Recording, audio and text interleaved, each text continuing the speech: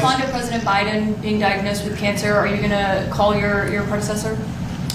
I think it's very sad, actually. I'm surprised that it wasn't, the public wasn't notified a long time ago, because to get to stage 9, that's a long time. I just had my physical. You saw that. You saw the results of that particular test. I think that test is standard to pretty much anybody getting a physical, good physical. You said last week that you thought nothing was going to happen, no advances would.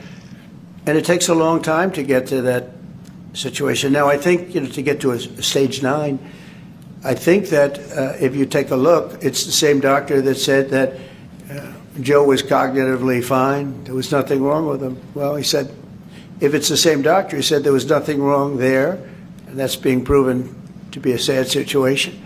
There are things going on that the public wasn't informed, and I think somebody's going to have to speak to his doctor. If it's the same, or even if it's 2 separate doctors, why wasn't the cognitive ability, why wasn't that discussed? And I think the doctor said he's just fine, and it's turned out that's not so. It's very dangerous. Look, this is no longer politically correct. This is dangerous for our country. Look at the mess we're in. You're talking about all these questions on Ukraine and Russia that would have never happened. As an example, if I were president, it would have never happened. The other thing is you have to say, why did it take so long? I mean, this takes a long time. It can take years to get to this level of danger.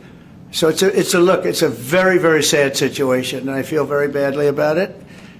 And I think people should try and find out what happened, because I'll tell you, I don't know if it had anything to do with the hospital. Walter Reed is really good.